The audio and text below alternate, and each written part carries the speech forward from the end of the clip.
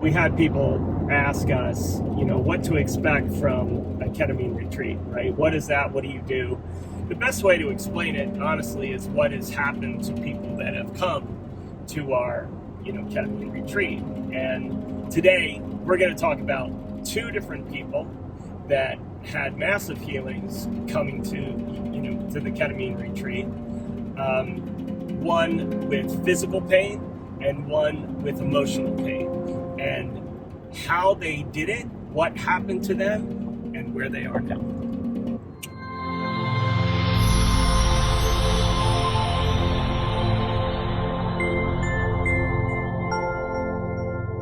So we had, I guess were they at the same retreat, these two people? They were at the same retreat. Okay, so, I'm driving here, so you may want to, I'll talk about one, you talk about the other one. So there was this one woman who called us up and she wanted to come to the retreat. We do a pre-screening call with them to make sure that they're eligible for it, that it's a good fit for them, to make sure they understand how it all works, just so they can get really good clarity of what to expect coming to one of our retreats. So we had this conversation with this woman, super, super sweet. I would say she's in her mid-50s. And we asked what she was looking for. And she said, basically, I want to feel again. And I didn't really understand what she meant by that. We talked, a little bit about it. And I knew that ketamine is perfect for, pulling you out of a funk or a depression or anxiety. I mean, a journey is amazing for that. So I knew the retreat would be really big for her because you do 3 of the journeys, also the breathwork, which is really incredibly powerful, but also the group that we all sit around and have conversations about why we are there and what we're trying to overcome. So this woman, when she came to the retreat and we started to talk about it, the first night we were asking why people were there, and she got more into it as far as what she was trying to overcome. She explained that when she was 12 years old, her sister had passed away at a very young age, and she had just basically turned off any type of feeling because she was she loved her sister. I'm sure there was guilt there. Maybe she felt that it was her fault that her sister died, but she felt very disconnected to life, disconnected from her sister, disconnected from herself. And she said, what I am looking to do is to feel again. I'm looking to be alive again. I have just been shut off and I don't feel any emotion. I've been in pain for so long, it's just numb now.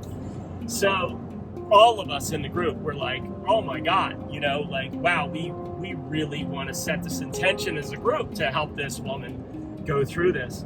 And we'll call her Kathy. So first day of the journey, Kathy starts off in the journey, and it starts off the music, and everybody is on a meditation mat in this room, which is amazing. And we can see her, Em and I can see that she's starting to have an experience. And what I mean by experience is she starts to hold her heart and she starts to smile, and it's almost like somebody is there talking to her. Now, being in a journey myself, I know what she is experiencing, and what she is experiencing is energy. It's a conscious energy that can come in the way of her sister. And so in a way, her sister is now there with her. She is having a conversation with her sister. The conversation that she has been waiting to have for 40 some years. And to sit there and get to watch it is really one of the most beautiful things that I have ever gotten to experience in my life. I just want to make one small correction here. I'm sorry. What? The first day we do a very low dose at the retreats, just to get people comfortable. And so the first day she started feeling something, but it was a lower dose. It really was the second day that her big breakthrough happened with her sister. Okay. All right. Well, there you go. So anyway, thank you for the correction. Thank you. Anyway, to watch that happen, I get to watch lots of people have this, right? And again, having experienced it, it takes you right back to it. It's even more beautiful when somebody else who really needs that moment, and to watch her have it. And then after, it takes a while for them to come back down and, kind of integrate and document what they experienced in their journey. And then we get together as a group and we talk about it. And she was visibly different in the most amazing and beautiful way. And we started to talk about it. She said, she just changed everything about her. She was light, she was funny, she had energy, she was just, well, you say what you experienced. Yeah, it was watching her the second day. So obviously the second day we do a bigger dose, a big dose. And we could both see in the journey, she was actually talking. She was talking out loud, and we knew it was to her sister because she had shared with us she held some very deep guilt, feeling like her sister died because it was her fault when she was 12. And so she's literally having a conversation with her sister, and she's crying, and she's holding her heart, and she's saying, I love you. And when she came out, obviously Scott and I knew something big had happened, but nobody else did, obviously, because they were in a journey. However, not only did Scott and I see what happened to her after, every person that was at that retreat was like, oh my gosh, who are you? You are a totally different person. It was as if she lost 20 pounds off her shoulders. She glowed. Everything was magical. The food, she said, felt magical. And she shared with us later that she talked to her deceased sister and that she told her, of course, it wasn't her fault, that she was in the best place ever. And more importantly, one of the things that I'll never forget she said was she asked, who am I really? She asked her sister, God, whatever, source, consciousness. She asked, who am I? And they told her, you are just love. And she said, that was my answer, is I know that I am just love. That's who I really am, is love. And that love, I know, is what started that healing process at a really deep level. And that's what, and she was, crying and everyone was joking, well, so much for not feeling emotion, right?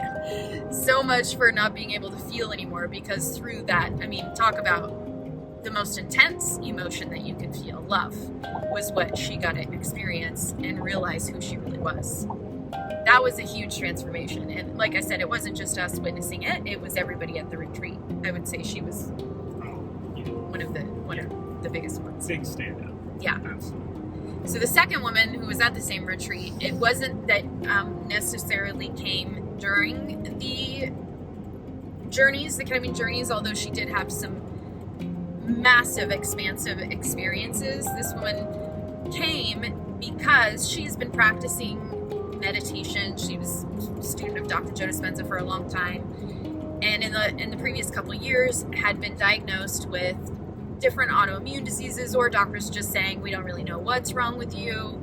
You know that story. But it was chronic pain. She was dealing with a lot of chronic pain. She was a very active woman, traveling everywhere, was a coach, a teacher, and she had a very active lifestyle. And a couple of years ago, just started to experience really chronic pain. And when she got there, that was her whole intention, was not to heal the pain, but to really get clear on what was underneath the pain. Because she was very clear that all pain stems from something emotional. And so she knew that. So she came in really seeking clarity on what it was that was stopping her from healing her physical pain. And then obviously to be able to move through that so that she could just return to her normal life again. And she, like I said, had some really profound ketamine journeys, a lot of very mystical, magical journeys. She meditates every day, so it took her to just a really deeper level. But the bigger impact actually came after, which is what we say all the time. The ketamine works on you after. It has a more impact after the journeys than during the journeys. And we just had a community call last week. And our community calls are really for anyone that wants to join our community. And we have a call once a month that you can join where we talk about all of these subjects. People get coaching from us. And it's just to connect. And she came on. It's been 3 months since the retreat. And she said, I have to tell you guys something. She said, when I came to the retreat, I was at pretty consistent pain level 10 every day, pretty consistently. Since the day she left the retreat, her pain level has been 2 consistently since then, which shocked us. We were both like, holy shit, wow. So again, it is not just working with emotional trauma or issues. We see it now working at a deep physical level to really help you heal physically. So the big question then is, okay, so how did that happen? How did she go without getting a surgery or, anything like that? How did her pain level go from a 10 to a 2? Well, this is what we know. We, through all the work of all these different teachers and scientists that have said that it is what we focus on that creates that, right? It is what you put your attention on. That's what's going to keep happening to you. So if you have a diagnosis and you have that diagnosis and you are constantly thinking of that diagnosis, and if you get diagnosed with cancer, then you know the path of cancer. First I get diagnosed, then I have to go through the treatment, chemo, whatever. If I go through chemo, I'm probably going to lose my hair. You already have this road, this picture of what happens. What ketamine does is the ketamine removes you from the pathways that your thoughts travel on. You may have heard me talk about before that kind of like the train tracks that our thoughts run down every single day, millions of times. It is a pathway that becomes ingrained. And what ketamine does is takes you off of those tracks. It literally opens up all the switches, all the possibilities. So in the case of this woman, she was literally reset. Her brain was reset and her focus wasn't on the pain anymore. So what happens when your focus isn't on the pain? Chances are you're going to experience less pain. So did something physically happen to her that took the pain away? I don't know. But if she's not feeling the pain, then her attention isn't on the pain. So now whatever was causing the pain, was it there before and it was an emotional block? Because we've heard that a lot. Louise Hay would say that all the time. If you have pain in your shoulder, it's because you hold up the weight of the world. If you have, a gut issue, it's because of this. And we know that pain can be caused and, diagnoses can be caused by the energy in the body. That's why we believe that along with ketamine, you need breathwork, because ketamine is for the brain what breathwork is for the body. So if we can remove that process of thought, the route traveled of the process of thought from the brain, now we can remove the trauma from the body, because the brain isn't protecting it anymore. And that's why we do a journey in the morning, we do breathwork in the afternoon. We do work on the mind in the morning, we work on the body in the afternoon. And that emotional state resets. So if the emotional state resets, then doesn't that make sense that the physical body would also get to reset, because now it is letting go of the energy that is holding that pain. And because the pain just says, look at me, I'm here. it's not the cancer that's the problem. It's this over there that's the problem. You can treat the cancer all you want, but if you don't touch that, I'm always going to come back. So it's the removing of that energy, the removing of that trauma, the letting go, the opening the door so it can start to flow out. So energy, fresh energy, new light, new experience can start to fill in again. And that's the process. That is the process of healing. So that is exactly what happened to that woman. We were blown away because, again, we know no one really knows what ketamine does. And this was even more a result of that. We didn't know that this would happen, but it happened. And it's just absolutely amazing that what the mind and the body can do, whether you are pulling in the fear and the anger and those lower emotions, or if you start to break through and let those things go and start to incorporate a more blissful life, a more balanced life, then you really can reset your life. And I think that's what makes us the most excited, because listen, it's happened to us. I mean, you're always a work in progress. Obviously, I'm a work in progress, but my life, what it is today compared to 5 years ago, 10 years ago, oh my God, lifetimes. A completely different person, to where people that knew me back then wouldn't really know me now. So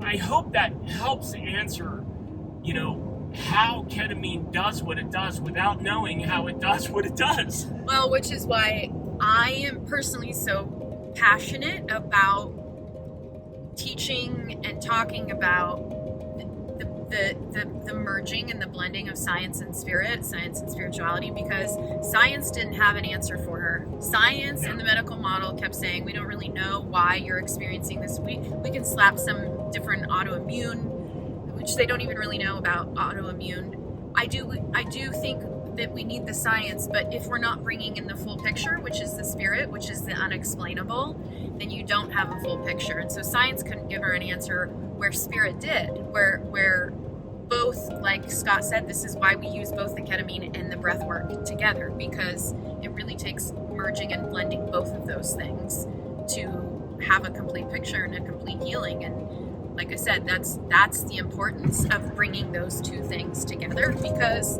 they don't really, like you said, they don't really know. They know what it's doing in the brain. They don't know how with ketamine. They don't know what it's doing. They don't know how, because there is a mystery there, because it's not something that could be scientifically explained. It has to be experienced. And that's what happened with her, and she's proof that happened. So if you guys want to know more about our retreats, if you're somebody that struggles with physical pain, not really getting diagnoses, then I'll put information in the details below. We did a webinar that you can watch. It explains what we do, the process at each of our retreats, and what you can expect out of them. So you can watch that webinar down below. You can always book a free call as well and get on the phone with Scott and I, and we'd be happy to answer any specific or personal questions that you have. So hopefully, like you said, it helped explain it.